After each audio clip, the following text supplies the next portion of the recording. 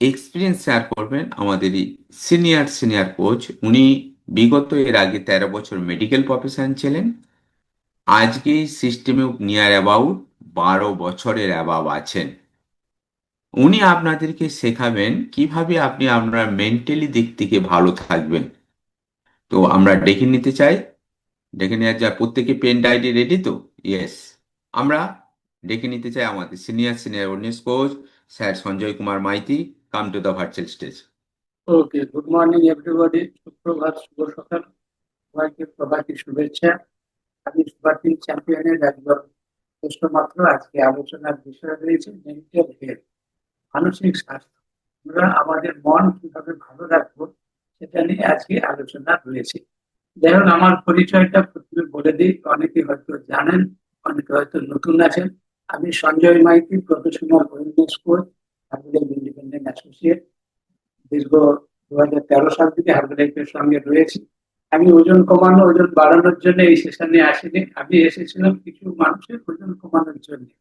আমার কোচ হচ্ছে বৈকুণ্ঠ বাবু, আজকে যিনি পরিচালনা করছেন।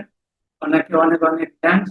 ওনার চেহারাটা বেশি ছিল, আমার চোখের সামনে দেখলাম 5 মাসে 26 কেজি ওজন কমান। যখন উনি 26 কেজি ওজন কমালেন, এটা আমাকে ইন্সপায়ার করে। আমি প্রফেশনালি হোমিওপ্যাথিক ফিজিশিয়ান। আমার ছোট ছোট ছেলে মেয়েদের, বিভিন্ন রুগীদের আমি ওজন কমাতে পারতাম না হোমিওপ্যাথি ঔষধ দিয়ে।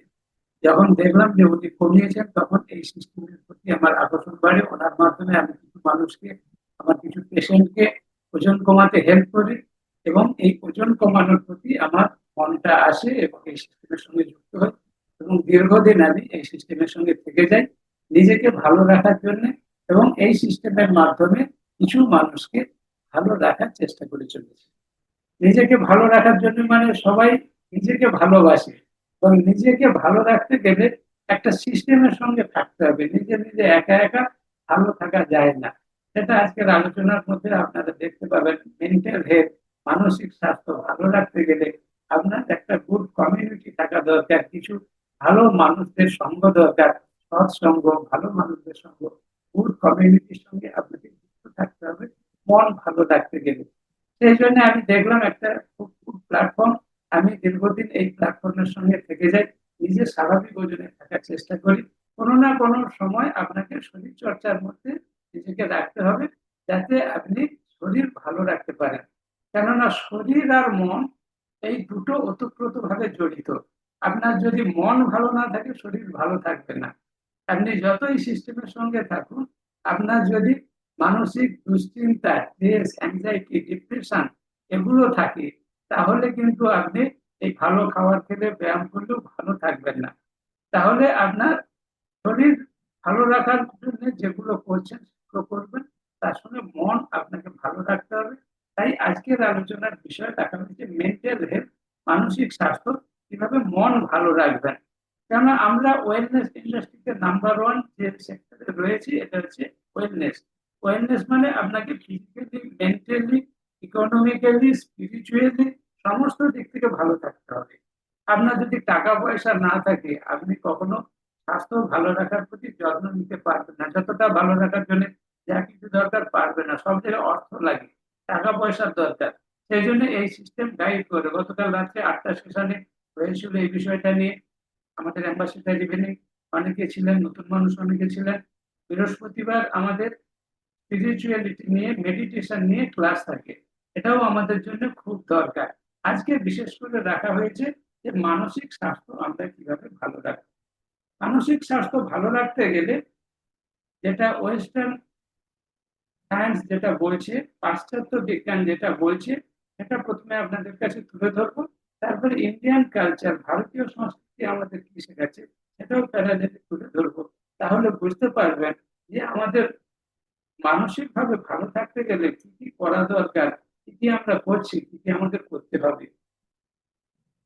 বিশেষ করে এই বিষয়টা সুগার, প্রেশার, থাইরয়েড, হার্টের রোগ যাদের রয়েছে, তাদের গুরুত্ব দিতে হবে। আর যারা ওজন কমাচ্ছেন, তাদের তো খুবই গুরুত্ব দিতে হবে। বেশিরভাগ মানুষ এখানে ওজন কমানোর জন্য আসেন। ওজন কমাতে গেলে আপনার ধরুন ঘুম হচ্ছে না, ঘুমের ঔষধ খাচ্ছেন, কিংবা বিভিন্ন অ্যাংজাইটির জন্য, আপনি স্ট্রেসের জন্য সাইকিয়াট্রিস্টের কাছে গেছেন, উনি আপনাকে স্লিপিং ট্যাবলেট দিয়েছে, সেগুলো খাচ্ছেন, খেয়ে ঘুমোতে হচ্ছে। আপনার যদি এই ধরনের ডিস্টারবেন্স থাকে, মেন্টালি আপনি খুব একটা সুখী নেই, আনন্দে নেই, হ্যাপি নেই, তাহলে কিন্তু আপনার ওজন স্লো কমবে। কোনো কারো কারো ক্ষেত্রে 1 মাসে 3 কেজি, কারো কারো 1 মাসে 5 কেজি, এইভাবে ডিফারেন্স হয়। এই কারণে যদি আপনার মানসিক প্রশান্তি কোনোভাবে বিঘ্নিত হচ্ছে, আপনার সবকিছু বিক্রিয়া মেটাবলিজম ডিস্টারবেন্স আসবে। তখন আপনার এন্ডোক্রিন সিস্টেম, আপনার মেটাবলিক সিস্টেম, এগুলো সব গোলমাল করবে। আপনার ওজন ধীরে ধীরে কমবে। এটা যারা ওজন কমাচ্ছেন। আর যাদের ধরুন প্রেশার, সুগার, আপনি ভালো মানুষ, প্রেশারের ওষুধ খাচ্ছেন, আমাদের সিস্টেমে আছেন, ভালো খাবার খাচ্ছেন, ব্যায়াম করছেন, প্রত্যেকদিন এডুকেশন নিচ্ছেন, হঠাৎ কোনোদিন ঝগড়াঝাটি করলেন বাড়িতে, কি কোনো কারোর সঙ্গে পাড়া প্রতিবেশী, হঠাৎ প্রেশার বেড়ে গেল, হঠাৎ স্ট্রোক হয়ে গেল। আপনার প্রেশারের ওষুধ প্রেশার কন্ট্রোল করছিল, আপনি আমাদের সিস্টেমে আছেন, কিন্তু কোনো কারণে হঠাৎ উত্তেজিত হওয়ার ফলে আপনার প্রেশার বেড়ে গিয়ে স্ট্রোক হয়ে যেতে পারে। আপনার মেন্টালি কোনো মানসিক প্রশান্তি বিঘ্নিত হচ্ছে, এইরকম কারণে হঠাৎ হার্ট অ্যাটাক হয়ে যেতে পারে। সেই জন্য যারা হার্টের পেশেন্ট, যারা প্রেশারের পেশেন্ট, যারা সুগারের রোগী, আপনাদের যদি মানসিক প্রশান্তি না থাকে, ডিপ্রেশন থাকে, স্ট্রেস থাকে, তাহলে সুগার লেভেল বেড়ে যেতে পারে। ওষুধ খাওয়া সত্ত্বেও সুগার লেভেল বেড়ে যাবে।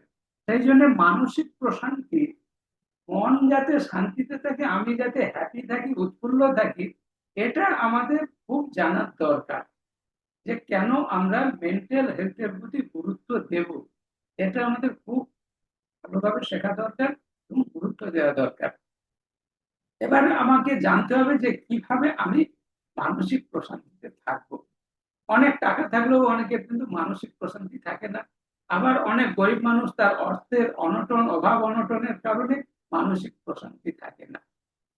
তাহলে মানসিক প্রশান্তি কিভাবে লাভ করব, মেন্টালি কিভাবে হ্যাপি থাকবো, সুস্থ থাকবো, সেগুলো আমাদের একটু জেনে নেওয়া দরকার, শিখে নেওয়া দরকার। ওয়েস্টার্ন সায়েন্স কি বলছে, পাশ্চাত্য বিজ্ঞান কি বলছে, যে আপনাকে নিশ্চিন্তে ঘুমাতে হবে, 6 থেকে 8 ঘন্টা ঘুমাতে হবে। যেটা এখানে আপনাদের শেখানো হয়, এখানে আসার পরে অনেকেরই খুব ভালো ঘুম হয়, এবং ঘুম যাতে ভালো হয় তার জন্য আমাদের খাবার রয়েছে।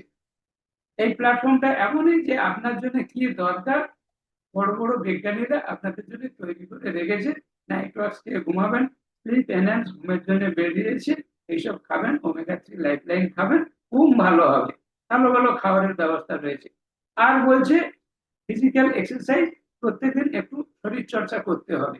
শরীর চর্চা করলে কি হবে, আপনার হ্যাপি হরমোন সিক্রেশন হবে।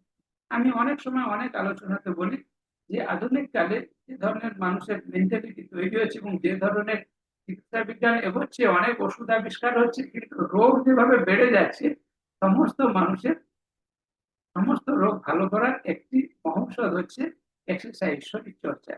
শরীর চর্চা করলে যে কত রকম কত উপকার, এটা বিভিন্ন ক্লাসে আলোচনা হলে, যে বেনিফিটস অফ এক্সারসাইজ, তখন আপনারা বুঝতে পারবেন যে শরীর চর্চা কত দরকার।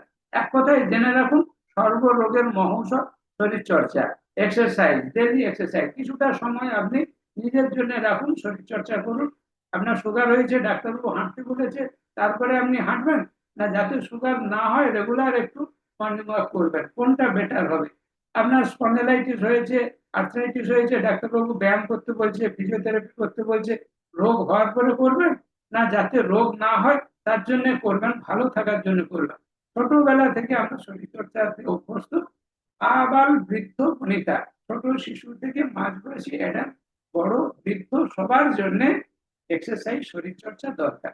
এতে আপনার হ্যাপি হরমোন সিক্রেশন হবে, আপনার কর্টিজল, কর্টিজল শরবত, এগুলো মানে ডিক্রিজ হবে, কম সিক্রেশন হবে, এবং আপনি উৎফুল্লে থাকবেন, আনন্দে থাকবেন।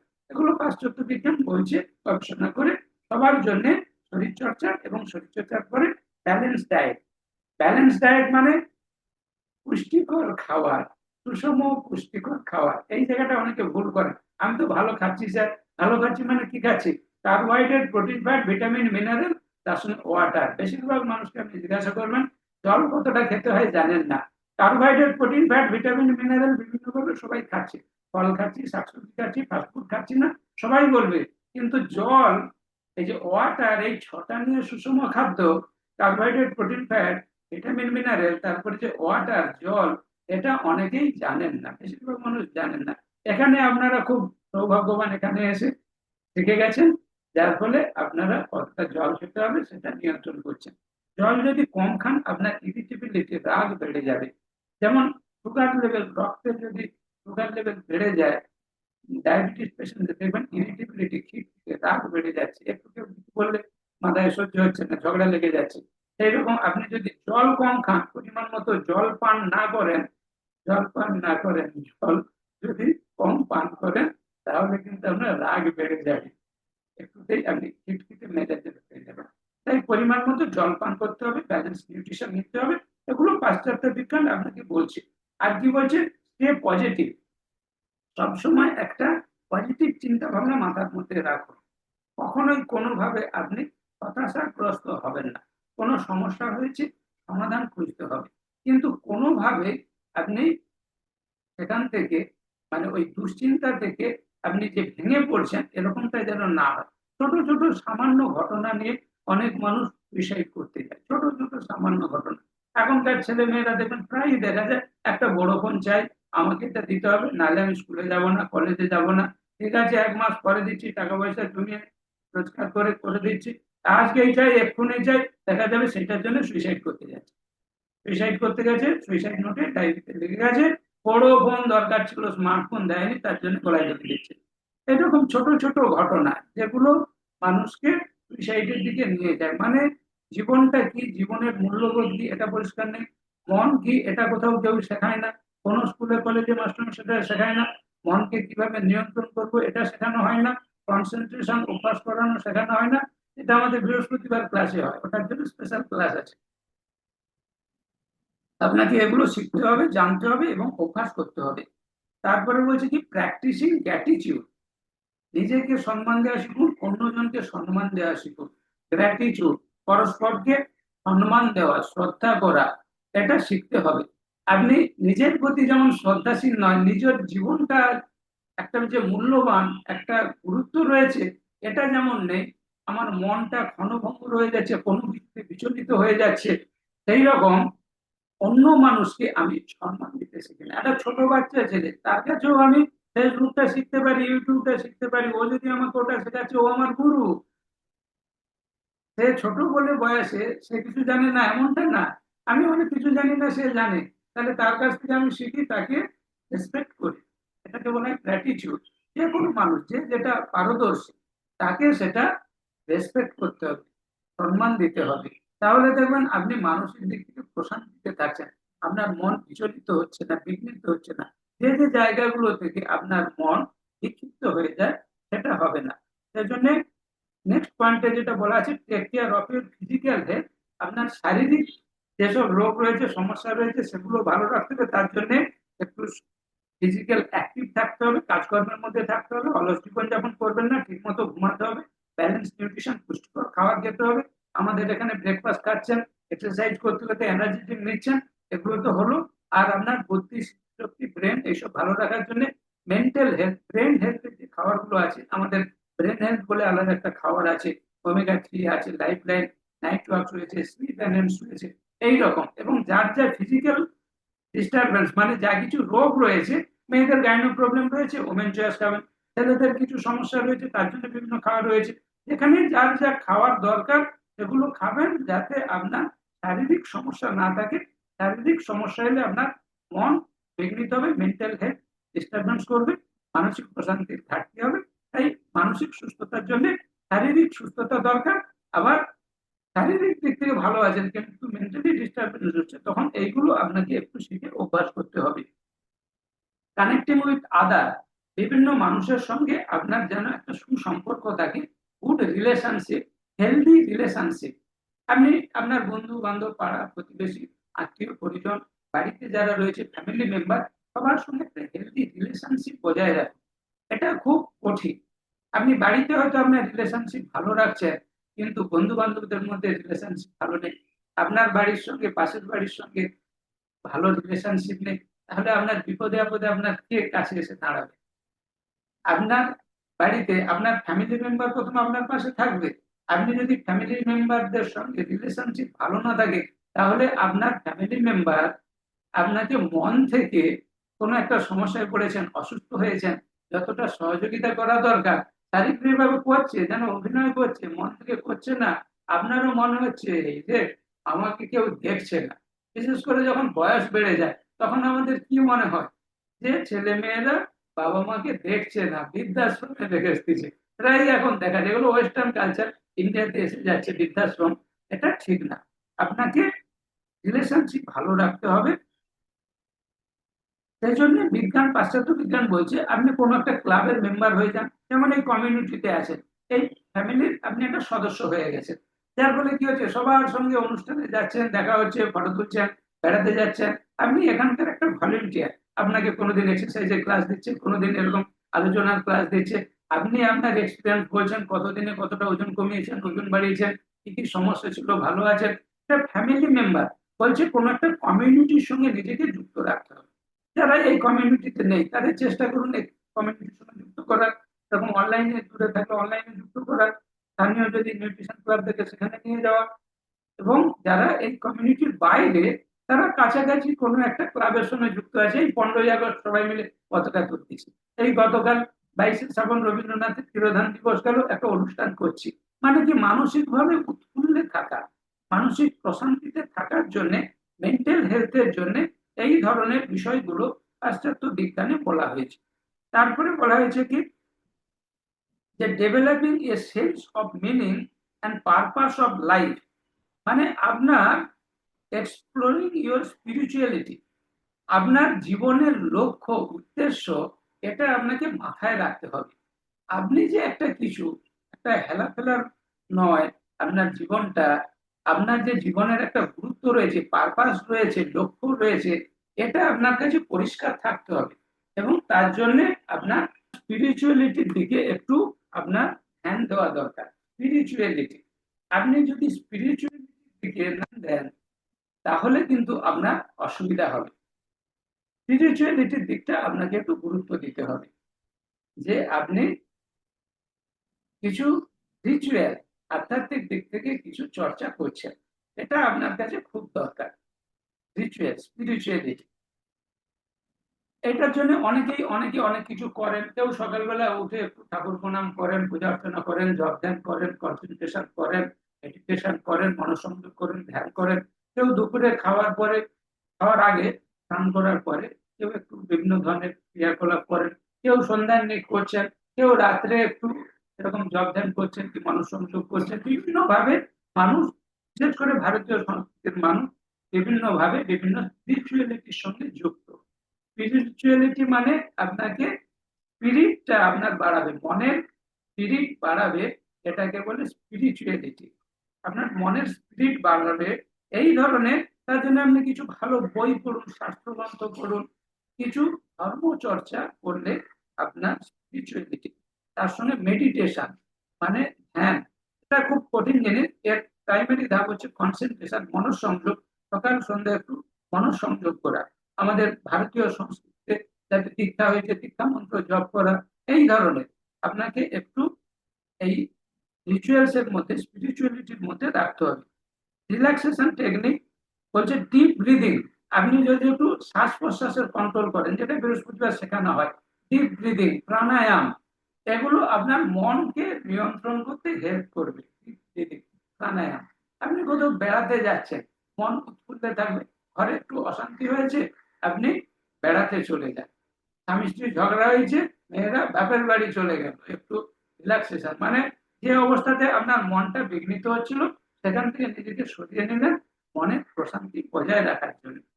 এইভাবে ওয়েস্টার্ন সায়েন্সে কিছু টেকনিক বলা হয়েছে। ইন্ডিয়ান ফিলোসফিতে, ভারতীয় সংস্কৃতি, ইন্ডিয়ান কালচার, এখানে কি বলছে, যে আপনি ওই সকালবেলা ঘুম থেকে তাড়াতাড়ি উঠে পড়ুন, উঠে একটু মনটাকে একাগ্র করা অভ্যাস করুন। এক্সারসাইজের আগে সময় পেলে একটু বই পড়ুন। তারপরে আপনি ভালো এনার্জেটিক নিচ্ছেন, এক্সারসাইজ করছেন। এক্সারসাইজের পরে আপনি এখানে ভালো হেলদি ব্রেকফাস্ট নিচ্ছেন, পুষ্টিকর নিরামিষ খাবার, ব্যালেন্স নিচ্ছেন।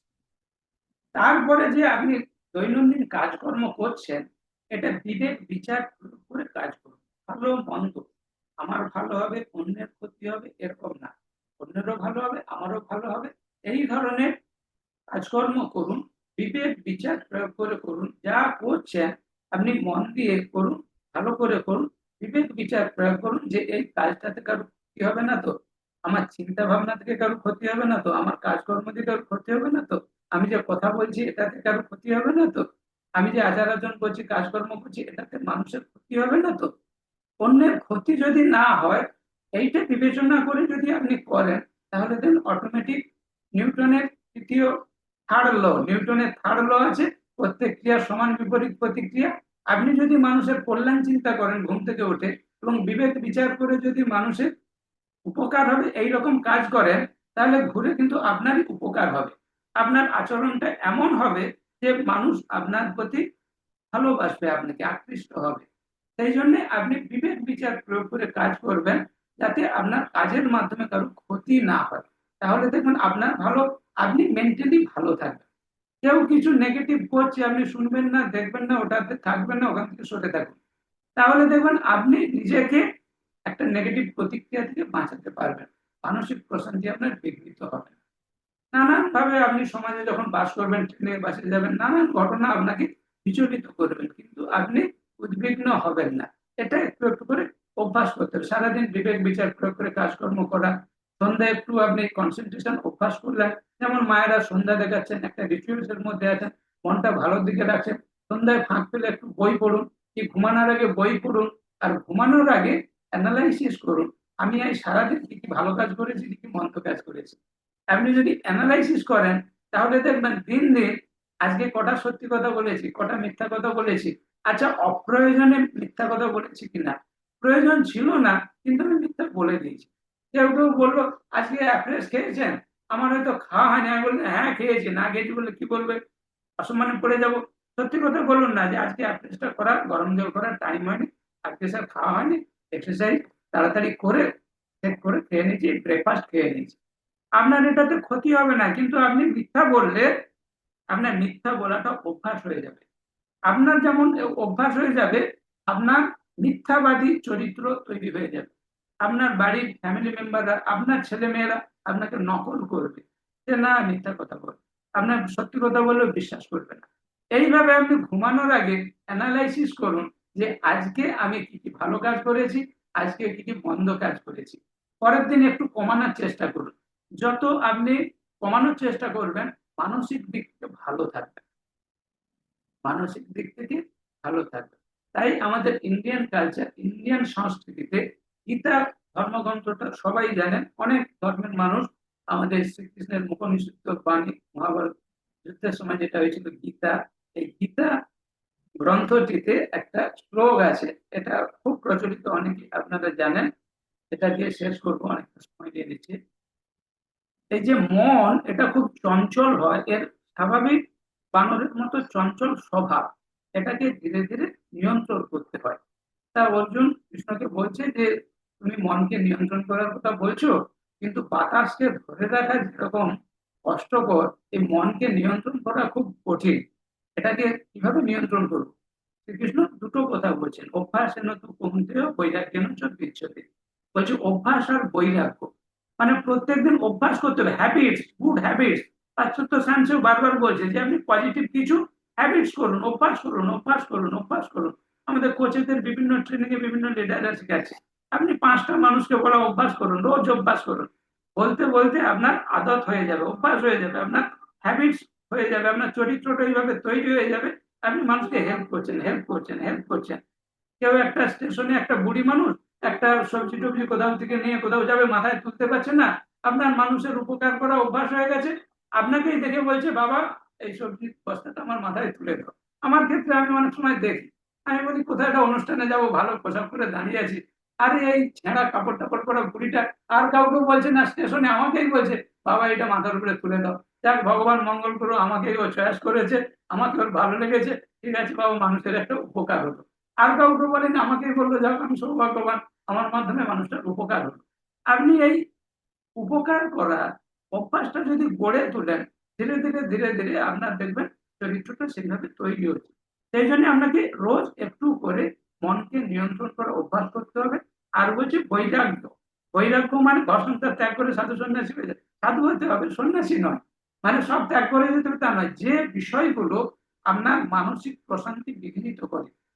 নানান রকম ছোটখাটো বিষয় নিয়ে ঘর সংসারে দেখবেন ঝগড়াঝাঁটি হচ্ছে, অশান্তি হচ্ছে, বিশেষ করে টাকা পয়সা অর্থনৈতিক কারণে যত গোলমাল, ওইগুলোকে যতটা সম্ভব ব্যালেন্স করার চেষ্টা করুন। তাহলে দেখবেন এই বিষয়গুলো আপনার মানসিক প্রশান্তি বিঘ্নিত করবে না। আপনার মেন্টাল হেলথ, মানসিক দিক থেকে আপনি সুস্থ থাকতে পারবেন। সেজন্য আপনাকে যেটা মাথায় রাখতে হবে, যে বিষয়গুলো মনকে চঞ্চল করে এগুলো এড়িয়ে চলা, এগুলো হচ্ছে বৈরাগ্য, এবং মনের প্রশান্তি লাভের জন্য যা যা করা সেগুলো একটু একটু করে অভ্যাস করা। এভাবে যদি আমরা দিনের পর দিন করতে থাকি, একদিন আমরা দেখব যে না, আমার ঘুমের বড়ি খেতে হচ্ছে না। এই যে এখানে এসে অনেক মানুষ বলে ঘুমের বড়ি খেতে হচ্ছে না, আমার সাইকিয়াট্রিস্টের কাছে যেতে হতো, এখন যেতে হচ্ছে না। 50 সে ডাক্তারখানায় যাচ্ছে আর এই ওষুধ দোকানে যাচ্ছে, কিনছে, ডাক্তারবাবু একবার লিখে দিয়েছে, 60 বছরের বয়স্ক ঠাকুমা, সে কত বছর খাচ্ছ ঠাকুমা, বলে 40 বছর খাচ্ছি, তো স্যার 50 একবার লিখে দিয়েছে ডাক্তার। আর ডাক্তারকে যায় না, ওই মানসিক প্রশান্তি বিঘ্নিত হওয়ার ওষুধটা এগুলো কিনে কিনে খেয়ে যাচ্ছে। এইরকম হবে না, আপনি মেডিসিন ফ্রি লাইফ লিড করবেন, আপনার মানসিক প্রশান্তি বিঘ্নিত হবে না, এবং আপনি সুস্থ থাকবেন, ভালো থাকবেন। যাই হোক, অল্প সময়ের মধ্যে মেন্টাল হেলথ নিয়ে কিছুটা আপনাদের মধ্যে তুলে ধরলাম। যাদের অ্যাংজাইটি, স্ট্রেস, ডিপ্রেশন ছিল, আমাদের সেশনে এসে মানসিক প্রশান্তি লাভ করেছেন, এই স্ট্রেস ম্যানেজমেন্ট শিখেছেন, মানসিক দিক থেকে ভালো আছেন। অনেক মানুষ সুইসাইড করতে গেলে এই সিস্টেম তাদের বাঁচিয়ে দিয়েছে। যারা যারা ভালো আছেন, বৈকুণ্ঠ বাবু ওনাদের রেজাল্ট শেয়ার করে দেখাবেন যে কারা কারা আমাদের সিস্টেমে এসে মেন্টাল হেলথের দিক থেকে খুব ভালো আছেন। Over to Baikuntha sir, this is my side. সবাই সুস্থ থাকবেন, ভালো থাকবেন, আমার পক্ষ থেকে অনেক অনেক শুভেচ্ছা। Thank you. আমাদের সঞ্জয় স্যারের জন্য কি করতে হবে একবার? Yes, big club. আমরা আজ অনেক কিছু জানলাম, তাই না? ইয়েস, অনেক কিছু শিখলাম।